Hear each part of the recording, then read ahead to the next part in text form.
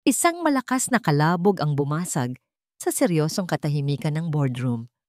Lahat ng miyembro ng board of directors na kanina lang ay nakatutok sa bawat salitang binibitawan ng kanilang CEO ay sabay-sabay na napalingon sa pinto. Maging si Sir Marco na nasa gitna ng kanyang presentasyon ay natigilan. Napahinto sa paghinga si Lina. Mula sa kanyang kinatatayuan sa likod ni Marco, kitang-kita niya ang pagbukas ng pinto at ang pagpasok ng isang babae. Isang babaeng nakasuot ng isang mamahaling pulang bestida, taas noo, at may ngiting tila pag-aari niya ang buong mundo. Hindi niya pa kailangang makita ng malinaw ang mukha nito. Sa tindig pa lang, sa paraan nito ng paglakad, kilalang-kilala na niya. Si Hana, ang babaeng 5 taon nang multo sa buhay ni Marco. At sa buhay niya, naramdaman ni Lina ang unti-unting paninikip ng kanyang dibdib. Ang mga kamay niya sa ilalim ng mesa ay nagsimulang manlamig. Nakikita niya kung paano nanigas si Marco sa kanyang kinatatayuan. Ang ballpen na hawak nito ay nahulog sa sahig, gumulong, ngunit walang sino man ang nag-abalang pumulot. Dire-diretsong naglakad si Hana palapit sa mahabang mesa, ang tunog ng kanyang mga takong ang tanging maririnig sa silid. Huminto siya sa tabi ng bakanteng upuan, sa mismong kabisera, katapat ni Marco. Ang mga mata ni Hana ay nakapako lang sa lalaking sila na nakakita ng multo. "Good morning, everyone!" Bati ni Hana. Ang boses niya ay kalmado, pero matalas. "Sorry, I'm late." Isang matandang board member ang unang nakabawi sa pagkabigla. "Miss Hana, anong ginagawa mo rito?" Ngumiti si Hana, isang nangiting hindi umabot sa kanyang mga mata. "Bumalik ako para ipagpatuloy ang trabaho ko bilang Vice President at para ituloy ang mga bagay na hindi namin natapos." Ni Marco. Isang mahinang bulungan ang kumalat sa buong silid. Napayuko si Lina, hindi makatingin sa mga nangyayari. Ang bawat salita ni Hana ay tila isang karayom na tumutusok sa kanyang puso. "5 taon kang nawala, Hana." Sa wakas ay nagsalita si Marco.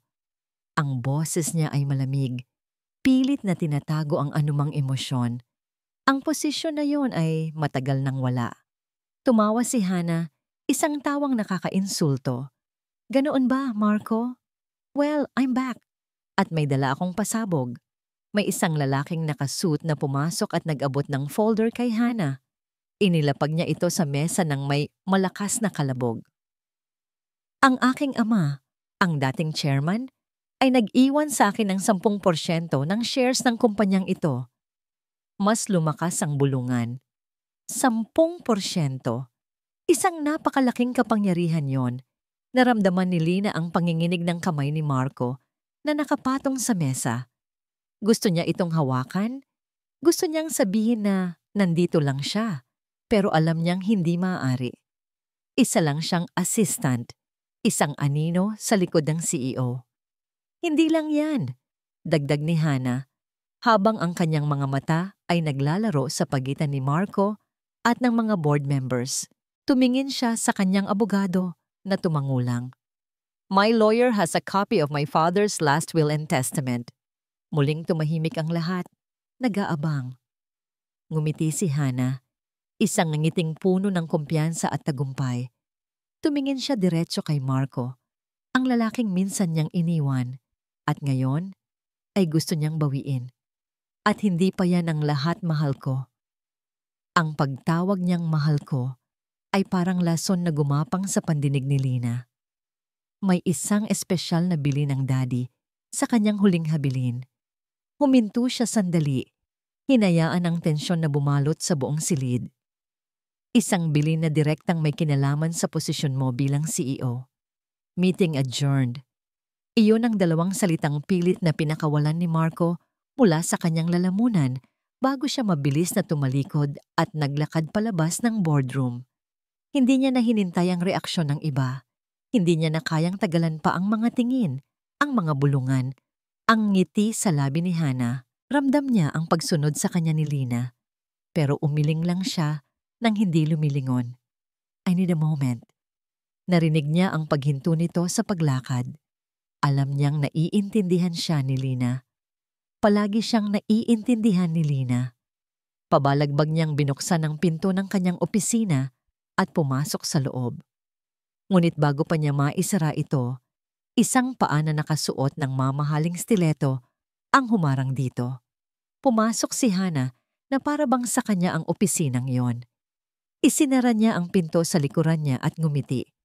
Hindi mo man lang ba ako ikukumusta, Marco? Hinarap siya ni Marco. Ang galit ay malinaw na nakaguhit sa kanyang mukha. Anong laro ito, Hana?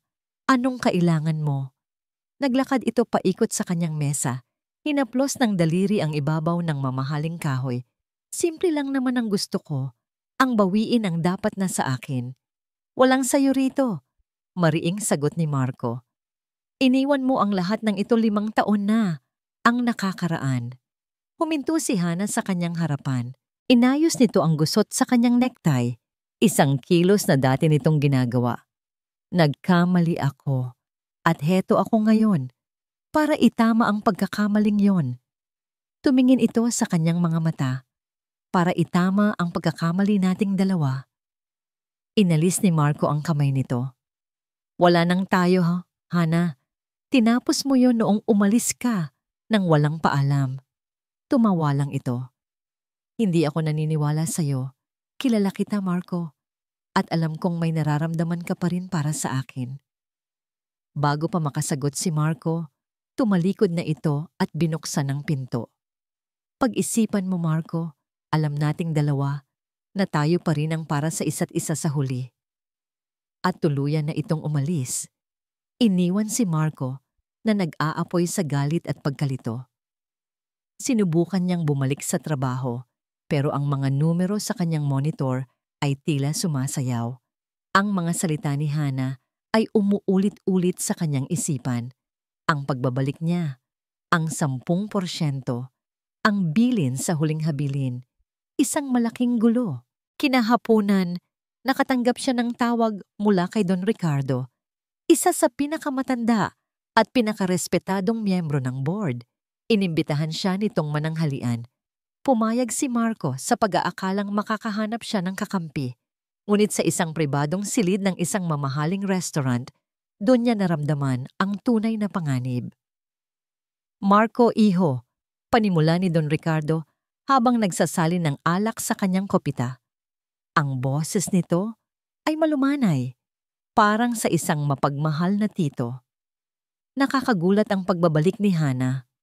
Pero siguro, kailangan nating tignan ito bilang isang oportunidad. Napakunot ang noo ni Marco. Oportunidad para saan, Don Ricardo? Para sa katatagan ng kumpanya, sagot nito. Maraming board members ang natatakot sa iyong mga desisyon. Masyado ka raw agresibo. Ang pagbabalik ni Hana, na may suporta ng kanyang ama, ay maaaring magpakalma sa kanila. Parang may malamig na bagay na gumapang sa likod ni Marco. Anong gusto ninyong sabihin? Maging mas bukas ka, iho. Pakinggan mo si Hana.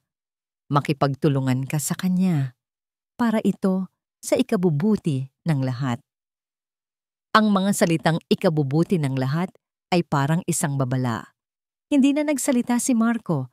Tinapos niya ang tanghalian na puno ng pag-iingat. Alam na ang ahas ay nasa loob na mismo ng pamamahay niya. Pagbalik niya sa opisina, sumasakit ang kanyang ulo. Ang tensyon ay parang isang bakal na nakapulupot sa kanyang sentido. Umupo siya sa kanyang swivel chair at pumikit. Ilang sandali lang, narinig niya ang mahinang pagbukas ng pinto. Hindi siya dumilat. Inaasahan niyang aalis din ito kaagad.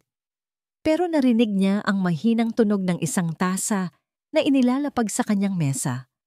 Pagdilat niya, nakita niya si Lina. Hindi ito nagsasalita. Nakatayo lang ito roon. Ang mga mata ay puno ng pag-aalala.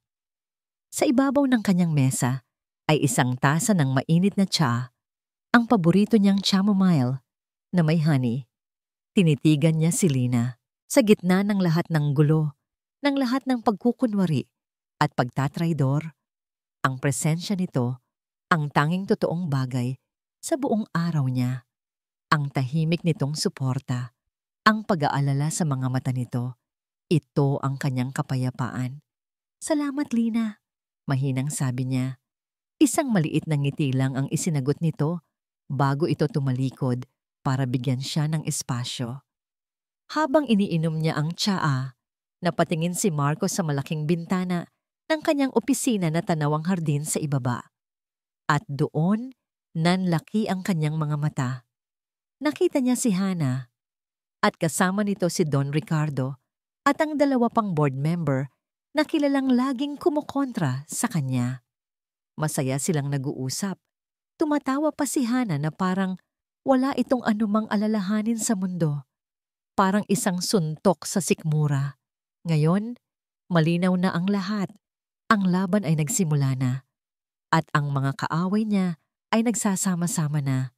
Nang biglang tumunog ang kanyang computer, isang bagong email mula sa secretary ng board. Binuksan niya ito. At habang binabasa niya ang laman, naramdaman niya ang pag-init ng kanyang ulo at ang pagkuyom ng kanyang mga kamao. Isang formal na motion, isang mungkahi na isinumite sa board. Nire-request nito na pag-aralan ang posisyon ni Lina bilang kanyang executive assistant dahil sa isang posibleng conflict of interest. Masyado raw silang malapit. Ang katapatan daw ni Lina ay nasa kanya at hindi sa kumpanya. Hindi na sila sa kanya nakatutok. Pati si Lina, idinadamay na nila. Ang botohan ay mabilis at brutal. Nakatayo si Lina sa isang sulok ng silid, sa likod ng lahat. Pakiramdam niya ay isa siyang kriminal na nililitis para sa isang kasalanang hindi niya ginawa. Hindi na niya inangat ang kanyang tingin.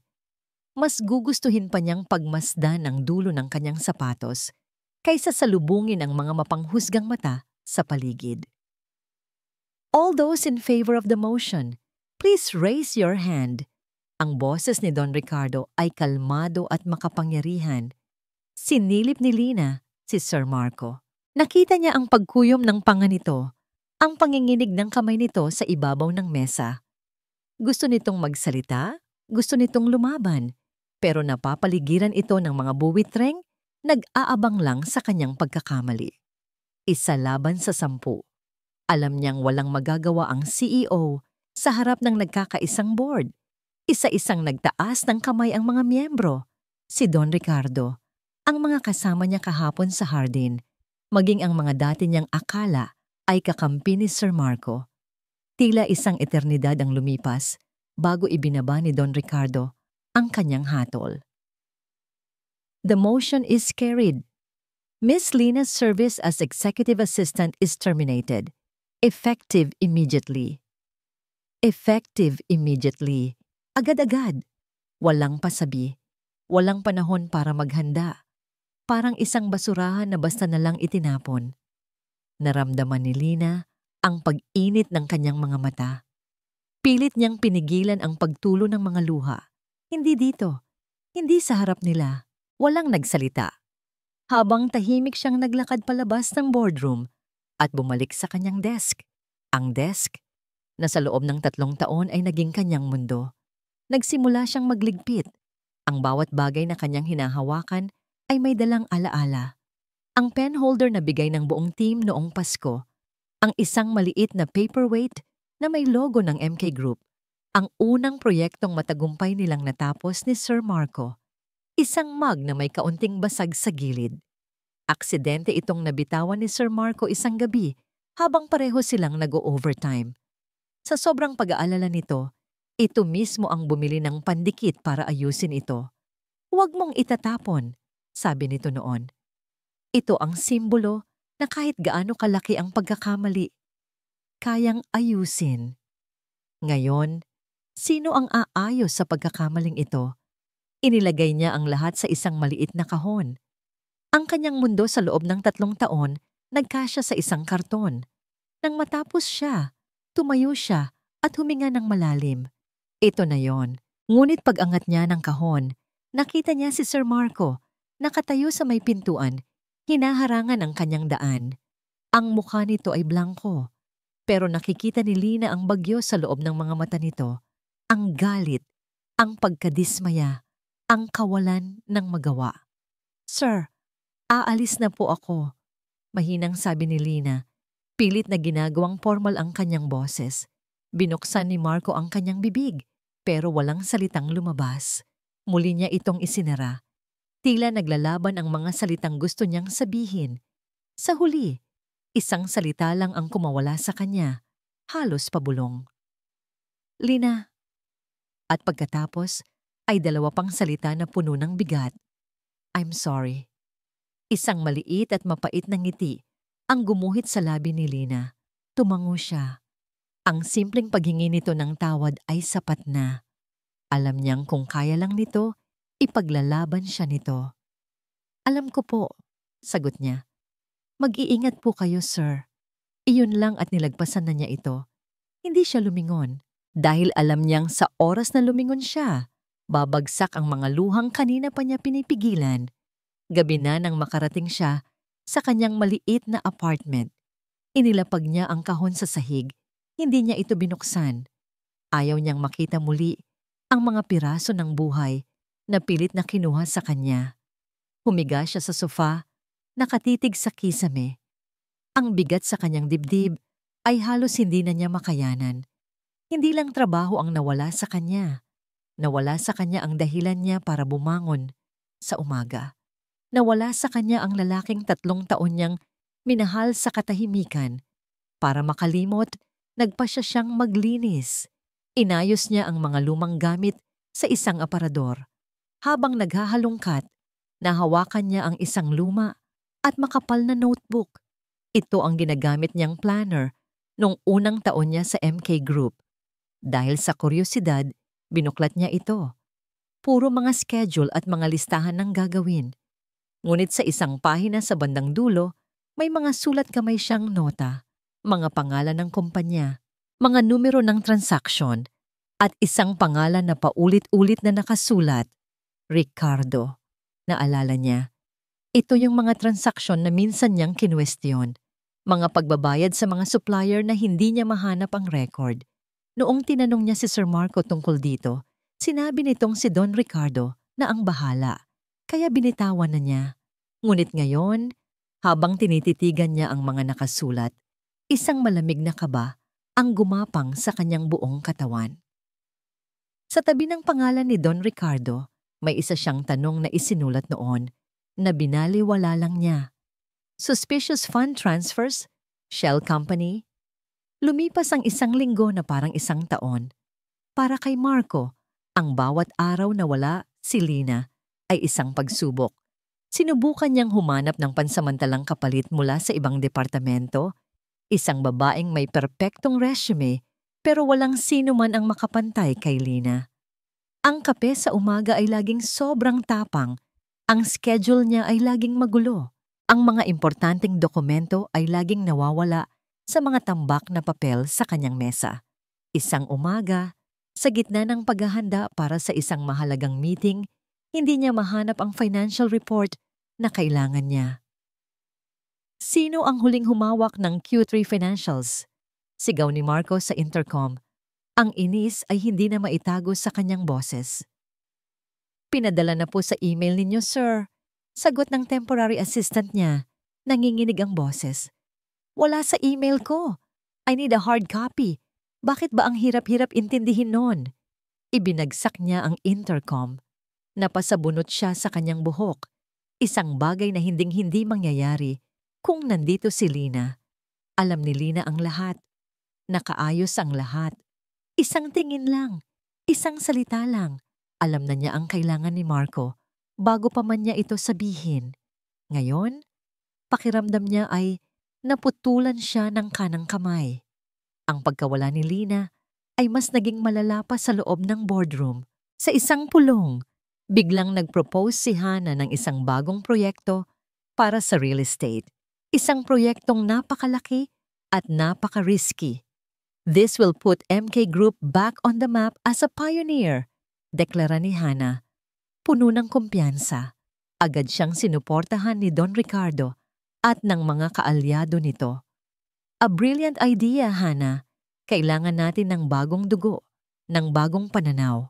Hinarang ito ni Marco. Masyadong malaki ang risk. Hindi pa tayo handa para sa ganyang kalaking investment, lalo na't hindi stable ang market. Ngunit ang kanyang pagtutol ay parang ibinasura lang. Huwag kang mag-alala, Marco, sabi ni Hana na may mapang-asar ng ngiti. Ako ang bahala dito. Siguro kailangan mo lang magtiwala sa iba paminsan-minsan. Naiwan siyang walang masabi. Kung nandito lang si Lina, siguradong mayroon na itong inihandang data at analysis para pabulaanan ang proposal ni Hana, ngunit mag-isa lang siya. At sa unang pagkakataon sa loob ng 5 taon, naramdaman ni Marco na natatalo siya. Gabi na. Mag-isa na lang si Marco sa kanyang malawak na opisina. Ang tanging ilaw ay mula sa lamp sa kanyang mesa at ang tanging tunog ay ang ugong ng aircon. Napatingin siya sa bakanteng desk ni Lina. Tahimik. Walang buhay. Parang opisina niya. Parang buhay niya ngayon. Naaalala niya ang mga gabing nag-overtime sila. Ang tahimik nilang pagkain ng take-out na hapunan. Ang paraan ng pagngiti nito kapag nagjo-joke siya. Ang pag-aalala sa mga mata nito kapag nakikita siyang pagod na pagod. Si Lina, ang kanyang sandalan, ang kanyang katahimikan sa gitna ng lahat ng gulo. Ano na kaya ang ginagawa niya ngayon? Iniisip din kaya siya nito? Hindi na niya napigilan ang sarili. Kinuha niya ang kanyang cellphone. Hinanap niya ang pangalan ni Lina sa kanyang contacts. Pinindot niya ang call button bago pa man niya mapigilan ang kanyang sarili. Nagring ito. 1, 2, 3. Ang bawat pagring ay parang isang dagok sa kanyang dibdib. Umaasa siya. Nagdadasal na sagutin nito. 4, 5. Biglang huminto ang pagring at napalitan ng isang malamig na boses mula sa network provider. The number you have dialed is currently unavailable. Please try your call again later. Ibinaba niya ang tawag. Nakatitig lang siya sa screen ng kanyang cellphone. Sa pangalan ni Lina. Sa buong linggong ito, sa gitna ng pag-atake ng mga kaaway at ng kaguluhan sa kumpanya, ngayon lang niya naramdaman ang tunay na pag-iisa. Parang naputol ang huling sinulid na nagkokonekta sa kanya sa kapayapaan. Ang pamilyar na itim na kotse, ang plakang iyon. Nakatayo si Lina sa kabilang kalsada sa dilim ng gabi, pero malinaw sa kanya ang lahat. Iyon ang kotse ni Don Ricardo. Para siyang binuhusan ng nagyayelong tubig. Biglang nagkadugtong-dugtong ang lahat sa kanyang isipan. Ang biglaang pagbabalik ni Hana, ang suporta ng mga board members, ang pagpapatalsik sa kanya. Hindi ito simpleng galit ng isang dating kasintahan. Hindi ito simpleng paghahangad sa kapangyarihan. Ito ay isang planadong sabwatan. At si Don Ricardo, ang taong tinitingala at pinagkakatiwalaan ni Sir Marco na parang sariling ama, ang nasa likod ng lahat. Hindi lang ito pagnanakaw. Ito ay planadong pag-agaw sa buong kumpanya. Kinabukasan, armado ng bagong determinasyon na may halong takot, tinawagan ni Lina ang isang dati niyang kaibigan sa accounting department. Si Mang Ernie, isang matandang accountant na minsan niyang tinulungan sa isang problema sa pamilya. Nagkita sila sa isang maingay na food court sa isang mall, malayo sa sentro ng negosyo. Nanginginig ang kamay ni Mang Ernie habang inaabot kay Lina ang isang maliit na USB flash drive. Ingat ka, Lina, pabulong na sabi nito. Mabibigat na tao ang kinakalaban mo. Nariyan ang kopya ng mga bank transfer papunta sa mga shell company na yon. Lahat ay may pirma ng approval ni Don Ricardo. Tumanggo si Lina, isinuksok ang flash drive sa kanyang bulsa. Salamat, Mang Ernie. Malaking utang na loob ko po ito sa inyo. Basta, iligtas mo si Sir Marco. Mabuting tao yon, sagot nito bago mabilis na umalis. Habang naglalakad si Lina palabas ng mall, naramdaman niyang may kakaiba. May isang pakiramdam na hindi niya maipaliwanag. Isang pakiramdam na pinagmamasdan siya. Lumingon siya. Wala namang kakaiba. Mga taong abala sa pamimili. Nagpatuloy siya sa paglakad, pero hindi nawala ang kaba sa kanyang dibdib. Pagsakay niya ng bus, sa salamin, Nakita niya ang isang lalaking nakaitim na jacket na sumakay din. Ang lalaking kanina pa niya napapansin sa di kalayuan sa food court. Nagkataon lang ba? Para makasiguro, bumaba siya sa susunod na babaan kahit hindi pa niya destinasyon. Naglakad siya ng mabilis, lumiko sa isang masikip na eskinita. Sumilip siya pabalik. At doon, tumayo ang balahibo niya. Ang lalaking nakaitim na jacket ay bumaba rin. At ngayon, mabilis na itong naglalakad, papalapit sa kanya. Hindi na siya nag-isip. Tumakbo si Lina. Tumakbo siya ng buong bilis, hindi alintana ang mga taong nababangga niya. Narinig niya ang mga yabag sa likuran niya. Papalapit, bumibilis. Pumasok siya sa isang palengke. Sumiksik sa mga nagtitinda at mamimili hanggang sa tuluyan niyang mawala ang humahabol sa kanya. Hingal na hingal siyang sumandal sa isang pader. Ang puso niya ay tila lalabas na sa kanyang dibdib. Hawak-hawak niya ng mahigpit ang kanyang bulsa kung nasaan ang flash drive. Totoo nga, nasa panganib siya. Naghahanap siya ng isang maliit na karinderya para magtago at mag-isip. Habang umiinom ng tubig, napatingin siya sa maliit na telebisyon sa sulok. At doon, nakita niya ang mukha ni Sir Marco. Isang breaking news. CEO ng MK Group, itinatago ang di umano'y pagkalugi ng kumpanya. Nanlaki ang mga mata ni Lina.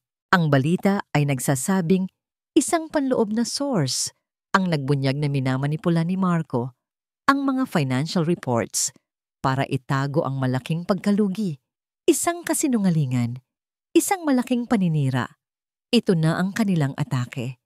Sinisira na nila si Sir Marco sa mata ng publiko. Alam niyang wala na siyang oras. Kailangan niyang makausap si Sir Marco. Ngayon na, hindi niya maaring gamitin ang sarili niyang cellphone. Baka na-trace na nila ito. Lumapit siya sa may-ari ng karinderya, isang matandang babae. Ale, pwede po bang makitawag? Emergency lang po. Ibinigay sa kanya ng matanda ang telepono. Nanginginig ang mga daliri niya habang tinatype ang numero ni Sir Marco. Sinagot nito sa unang ring. Hello?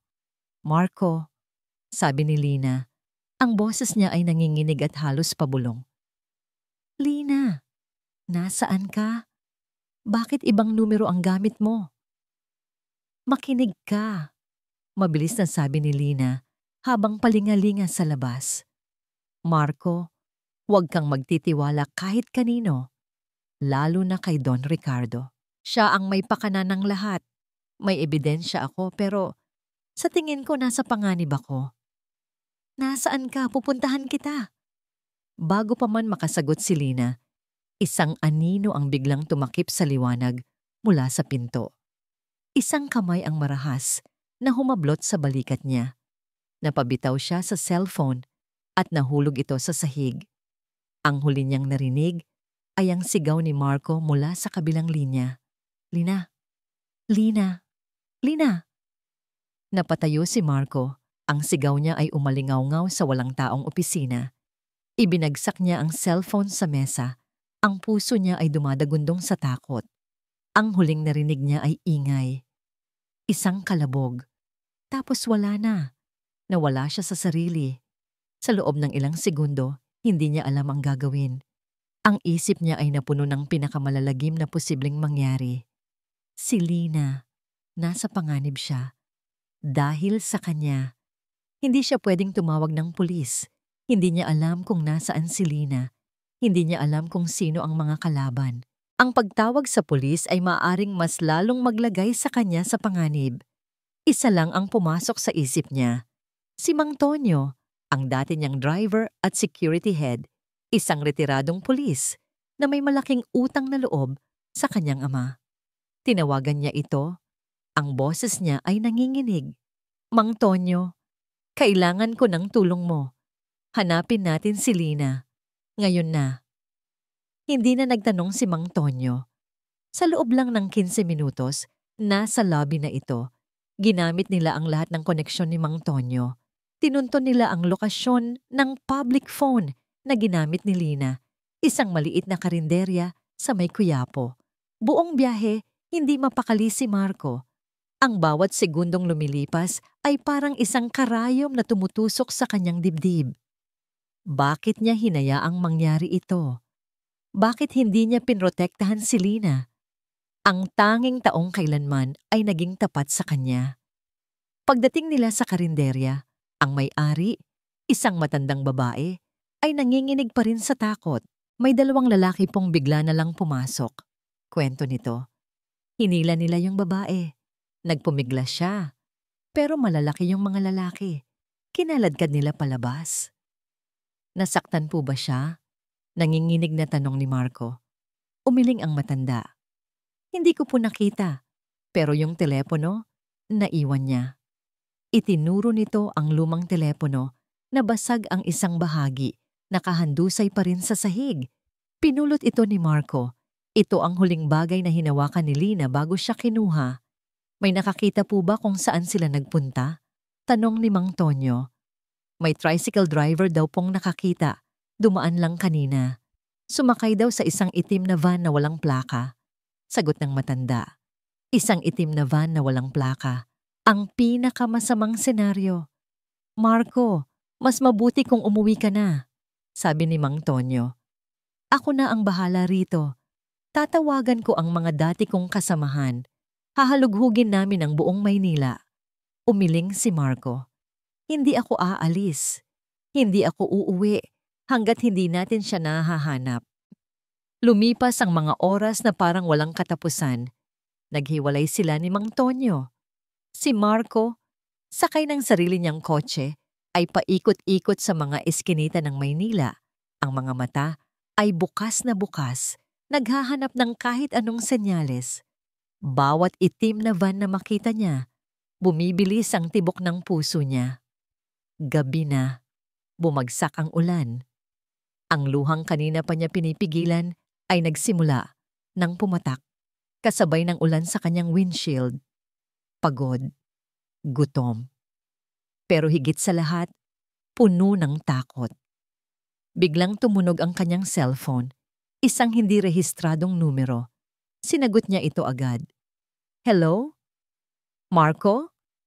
Ang boses ni Lina. Mahina, pagod, pero boses niya. Lina! Sigaw ni Marco, ang luwag sa kanyang dibdib, ay hindi maipaliwanag. Nasaan ka? Ayos ka lang ba?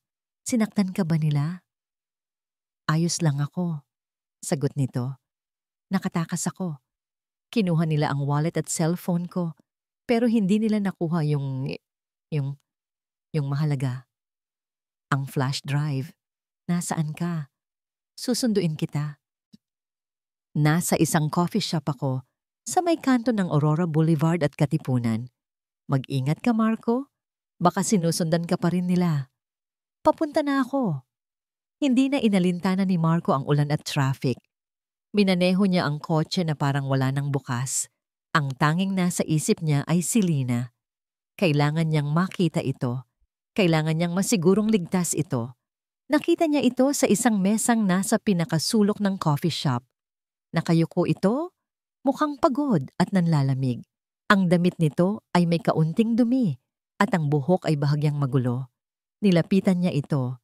Nang marinig nito ang kanyang mga yapak, inangat nito ang kanyang ulo. Sa mga mata nito, nakita ni Marco ang pinaghalong takot at ginhawa. Umupo si Marco sa tapat niya. Walang nagsalita sa kanila. Tinitigan lang nila ang isa't isa. Hinahayaan ang katahimikan na magsalita para sa kanila. Pagkatapos ng ilang sandali, inilabas ni Lina mula sa ilalim ng kanyang damit ang isang maliit na flash drive na nakatali sa isang kwintas. Inilapag niya ito sa mesa. Nandyan lahat, Marco, ang ebidensya laban kay Ricardo.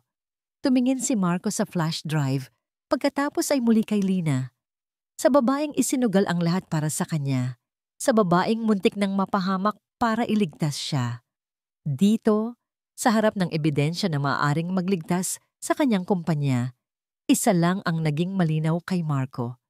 Hindi ang kumpanya ang pinakamahalaga sa kanya ngayon. Bakit mo ginawa to, Lina?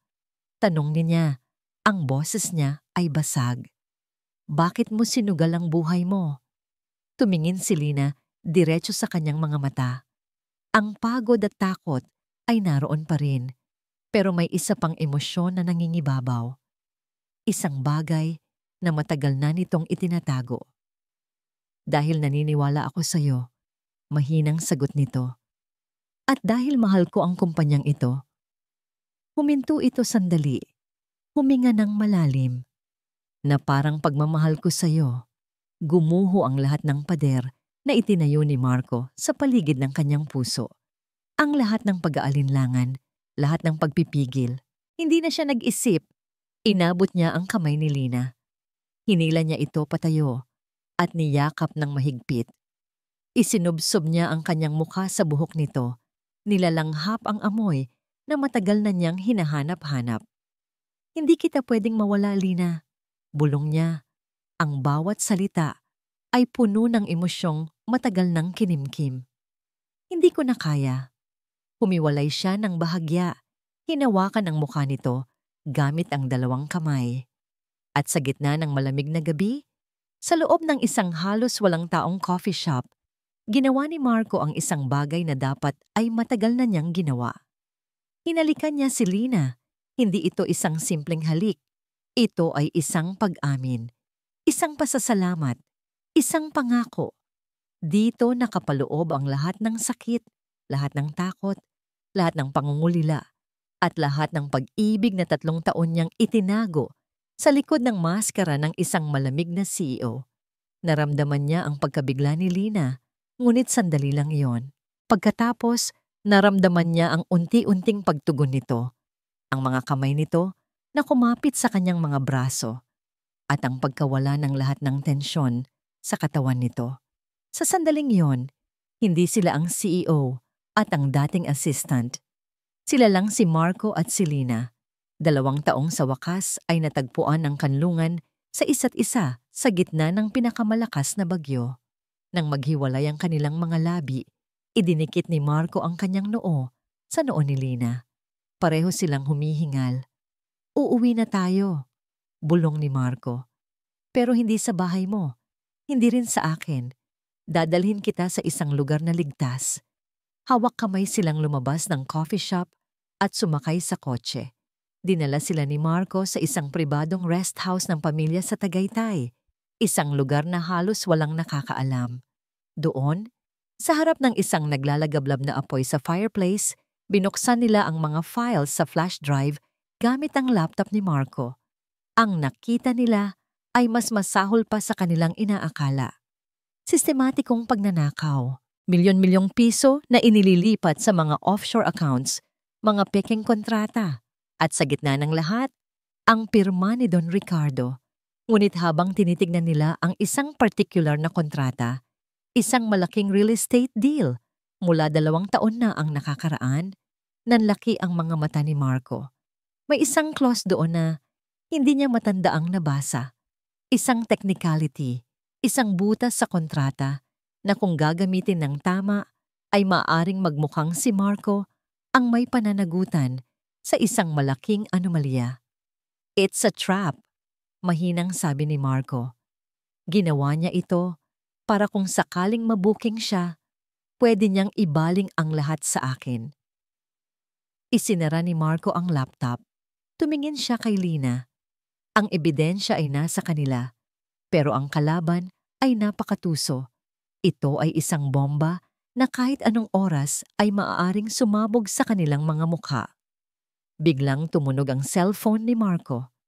Isang email notification mula sa secretary ng board. Binuksan niya ito. Napatayo siya sa kanyang kinauupuan. Ano yon? Tanong ni Lina na may pag-aalala. Ipinakita ni Marco ang screen kay Lina. Ang mukha nito ay namutla.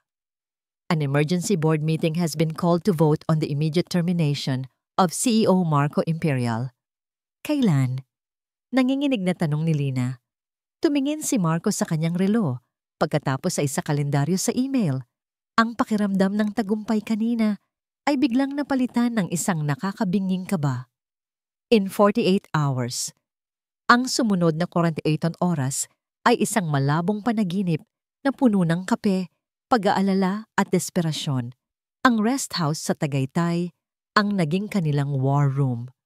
Ang malawak na dining table ay napuno ng mga dokumento, ng laptop ni Marco at ng 2 taong tumatakbo laban sa oras. Kailangan nating ipakita ito sa board, sabi ni Marco. Itinuturo ang mga bank transfers sa screen. Ito ang ebidensya, malinaw na pagnanakaw. Masyadong komplikado, Marco, sagot ni Lina. Ang mga mata ay pagod, ngunit ang isip ay matalas pa rin. Abutin ng ilang oras para ipaliwanag ang bawat transaksyon. Gagamitin nila ang oras na yon para guluhin ang isip ng lahat. Ang kailangan natin ay isang bagay na simple at malakas. Isang bagay na hindi nila kayang itanggi. Sinubukan ni Marco na tawagan ang mga board members na dati niyang itinuturing na mga kakampi. Ang mga taong tinulungan niya noon. Ang una niyang tinawagan ay si Mr. David Tan, isang negosyanteng minsan niyang iniligtas mula sa pagkalugi. David, I need your help. Ricardo is framing me. Isang mahabang katahimikan ang sumunod sa kabilang linya. Marco, I'm sorry. Hindi ako pwedeng makialam. Masyadong malaki ang nakataya para sa akin. At ibinaba nito ang tawag. Ang pangalawa, si Mrs. Concepcion, isang matandang ginang na iginagalang niya. Iha, I believe you, sabi nito. Pero wala akong magagawa. Ricardo has everyone in his pocket. Binalaan na niya kami. Ang sino mang kumampi sa'yo ay isusunod niya. Isa-isa. Lahat sila ay tumanggi. Ang iba ay hindi na sinasagot ang kanyang tawag. Ang mga pader ay tila papalapit. Ang mundo niya ay lumiliit. Si Ricardo ay isang henyo sa kasamaan. Habang sila ni Lina ay nagtatago at nag-aanalisa ng ebidensya, ito naman ay abala sa pagbili at pagbabanta sa mga taong dapat ay nasa panig ni Marco. Sa huling gabi bago ang botohan, habang nagbabasa sila ng mga papeles, biglang napahinto si Lina. Marco, tingnan mo to. Ipinakita nito ang isang papeles, isang travel request na inaprubahan ni Marco 1 taon na ang nakakaraan para sa isang grupo ng mga engineer. Pero ang petsa ng biyahe ay kasabay ng petsa kung kailan nilagdaan ang maanumalyang kontrata. Wala ka sa Pilipinas noong pinirmahan ng kontrata, sabi ni Lina. Isang maliit na sinag ng pag-asa, pero ang digital signature ko nasa kontrata. Madaling ipeke yon, sabi ni Lina. Pero hindi nito kayang itago ang katotohanan na imposibleng ikaw ang pumirma dahil wala ka sa bansa.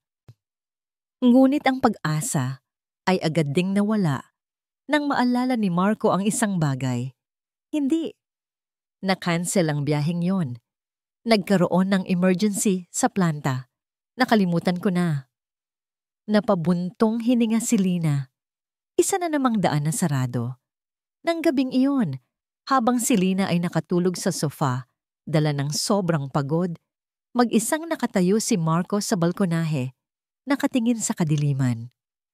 Ang lamig ng hangin ng Tagaytay ay hindi sapat para palamigin ang apoy ng galit at frustrasyon sa kanyang dibdib. Ginawa niya ang lahat para sa MK Group. Itinayo niya ito mula sa abo.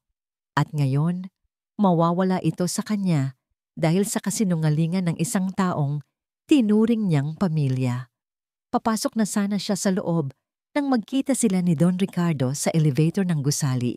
2 araw na ang nakalipas. Naalala niya ang sinabi nito. Kau da ching daw rat yung kam, chang trai che. Nyang da din look fay nyung cho cho ngayon roy. Isang ngiting mapangasar. Isang giangiting ang isang taong sigurado ng nanalo. Bumalik si Marco sa loob. Umupo siya sa sahig sa tabi ng natutulog na si Lina. Pinagmasdan niya ang payapang mukha nito. Kahit sa pagtulog, bakas pa rin ang pagod. Nawala na ang lahat.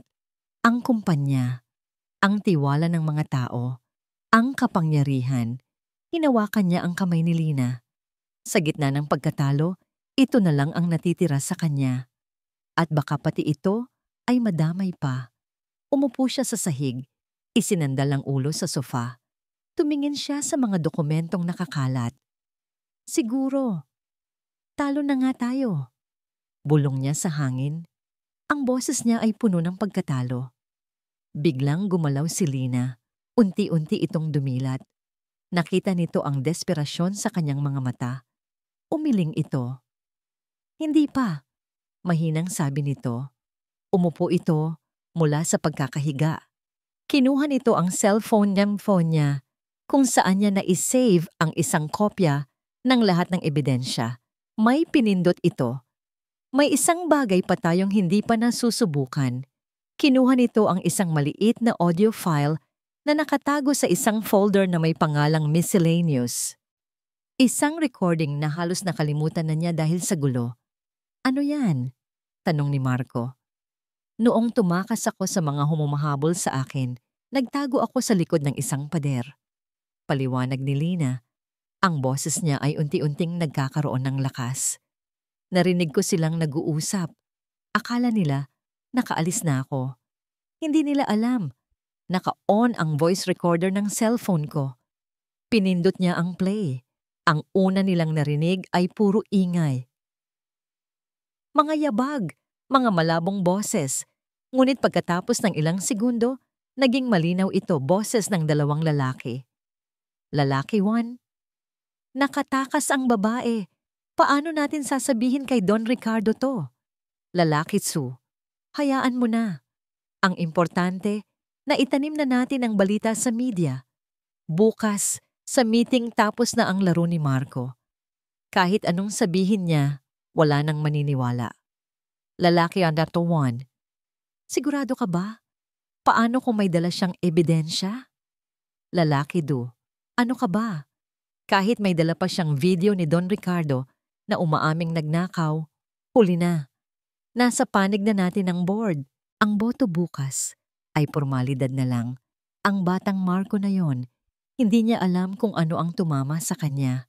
Nagkatinginan si Marco at si Lina.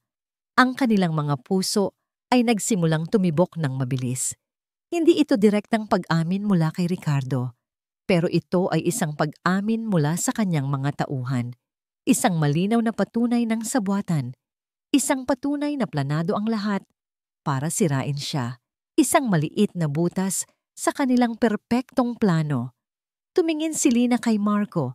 Ang pagod sa kanyang mga mata ay napalitan ng determinasyon. Hindi pa tapos ang laban, Marco. Sabi niya, ang boses ay matatag. May alas pa tayo. Delikado, pero ito na lang ang natitirang pag-asa natin.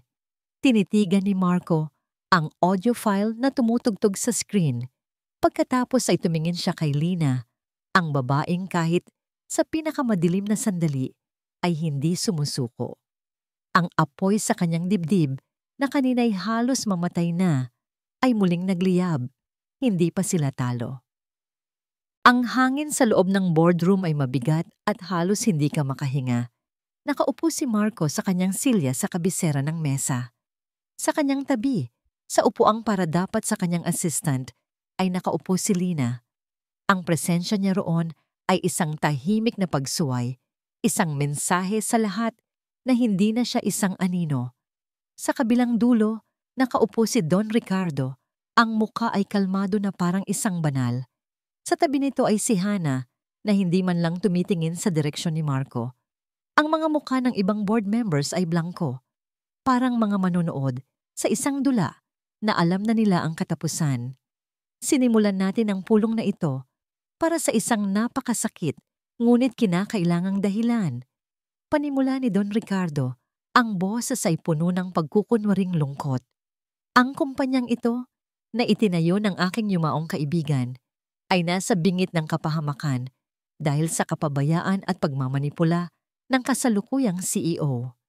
Isa-isang inilahad ni Ricardo ang mga pekeng ebidensya, ang mga financial reports na binago, ang mga testimonya mula sa mga nag-aalalang empleyado. Ang kwento ay perpekto. Bawat detalye ay magkakadugtong. Si Marco ay pinalabas na isang batang CEO na sakim at walang alam. Hindi nagsalita si Marco. Hinayaan lang niya itong ilabas ang lahat ng kanyang kasinungalingan. Pagkatapos magsalita ni Ricardo, tumayo si Hana. Lahat ng mata ay napunta sa kanya. 5 taon akong nawala. Simula niyang ang boses ay nanginginig na para bang siya ang tunay na biktima.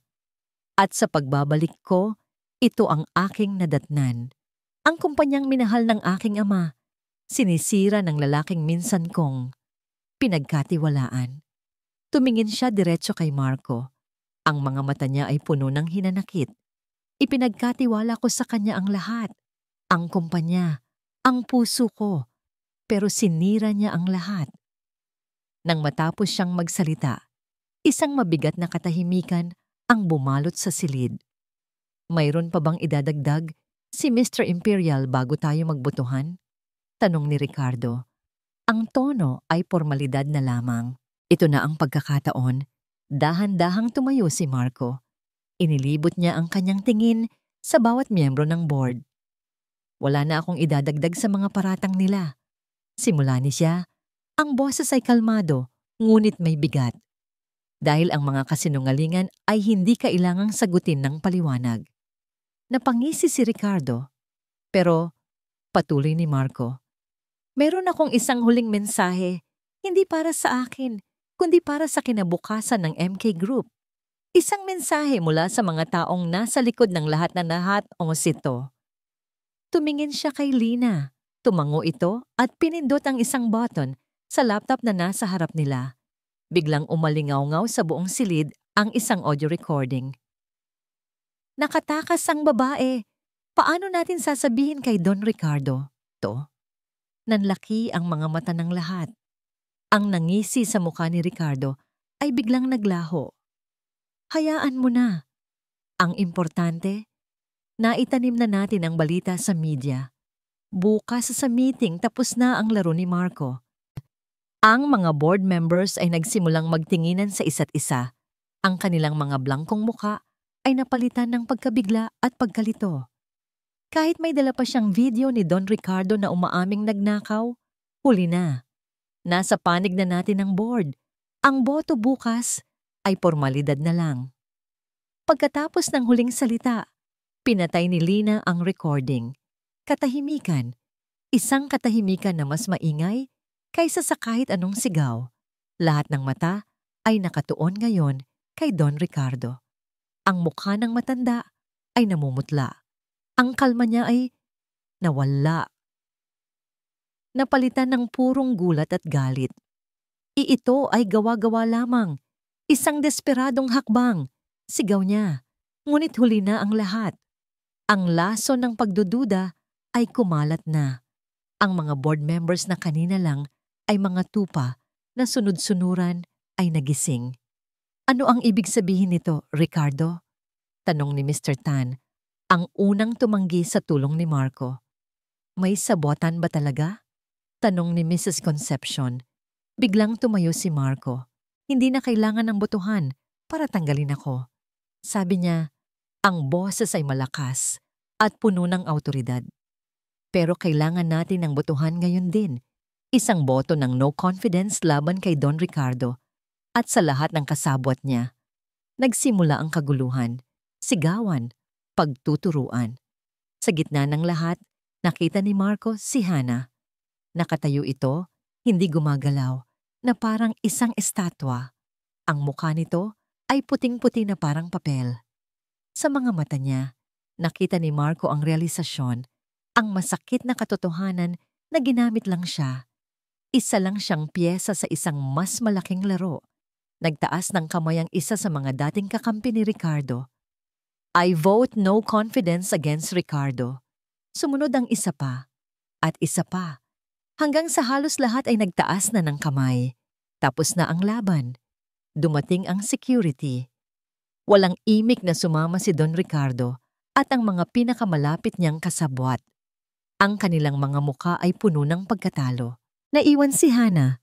Nakatayo pa rin sa gitna ng silid, na ngayon ay halos walang tao. Tila nawala ang lahat ng lakas sa kanyang katawan. Dahan-dahang lumapit si Marcos sa kanya. Ang galit na dati niyang nararamdaman ay napalitan ng isang uri ng awa. Tumigil siya sa harapan nito. Ang kanilang mga mata ay nagtagpo. Sa wakas, walang pagkukunwari. walang laro. Tanging ang dalawang taong sinira ng ambisyon at pagkakamali. Nakatayo si Hana na parang isang basag na manika. Ang kumpiyansa na dala niya noong unang araw niyang bumalik ay parang bulang naglaho. Tinitigan siya ni Marco, hindi nang may galit, kundi nang may lungkot. Hindi ka natalo dahil sa kapangyarihan, Hana. Mahinang sabi ni Marco, sapat lang para marinig nilang dalawa. Natalo ka dahil hindi mo naintindihan na ang kumpanyang ito ay hindi nakukuha sa panlilinlang. Pinapanatili ito ng tiwala. Huminto si Marco at sa huling pagkakataon, tinitigan niya ang babaeng minsan niyang minahal. Isang bagay na sinira mo noong umalis ka 5 taon na ang nakakaraan. Iyon na ang huling salita. Tumalikod si Marco at naglakad palapit kay Lina. Hinawakan nito ang kanyang kamay at sabay silang lumabas ng boardroom. Iniwan si Hana sa gitna ng mga guho ng sarili niyang ambisyon. Sa unang pagkakataon, narinig ni Lina ang paghikbi ni Hana. Ngunit hindi na siya lumingon pa. Lumipas ang ilang linggo. Ang MK Group ay parang isang pasyenteng unti-unting gumagaling mula sa isang malubhang karamdaman. Inayos ni Marco ang lahat ng pinsalang idinulot ng sabwatan ni Ricardo. Ang mga board members na naging kasabwat ay tinanggal. Ang mga ninakaw na pera ay sinimulang bawiin. Si Lina ay opisyal na bumalik sa kanyang posisyon bilang executive assistant. Ngunit alam ng lahat, lalo na ni Marco, na higit pa siya roon. Siya ay naging partner, isang tagapayo, ang puso ng operasyon. Pero higit sa lahat, siya ang puso ni Marco. Ang mga tinginan nila sa opisina ay hindi na palihim. Ang mga ngiti ay hindi na kailangang itago. Ang paghawak ng kamay kapag walang nakatingin ay naging mas madalas. Isang gabi, pagkatapos ng isang mahabang araw ng trabaho, inaya siya ni Marco na umakyat sa rooftop ng gusali. Ang hangin ay malamig at ang tanawin ng syudad sa ibaba ay kumikinang na parang mga alitaptap. Tahimik silang nakatayo sa tabi ng isa't isa, pinagmamasdan ang walang katapusang mga ilaw. Naalala mo ba nung unang taon natin dito? Biglang tanong ni Marco. Noong halos malugi na ang kumpanya, dito tayo tumatambay, pinagmamasdan ng syudad at nangangarap na balang araw, ang gusaling ito ang magiging pinakamataas at pinakamatatag sa lahat. Ngumiti si Lina. Oo naman, sabi mo pa nga noon, we will build an empire that no one can ever tear down. Tumango si Marco. Akala ko, ang tinutukoy ko noon ay mga pader at bakal, mga numero at kita. Pero nagkamali ako. Humarap ito sa kanya. Hinawakan nito ang kanyang dalawang kamay. Ang mga mata nito ay seryoso. Mas seryoso pa kaysa noong hinaharap nito ang buong board. Ang totoong imperyo pala, Lina, ay hindi itinatayo ng isang tao lang. Itinatayo ito ng 2 taong may tiwala sa isa't isa. Ang pundasyon nito ay hindi semento, kundi katapatan at pagmamahal. Naramdaman ni Lina ang pagbilis ng tibok ng kanyang puso. 3 taon na ang nakalipas, patuloy ni Marco. Bumili ako ng isang bagay.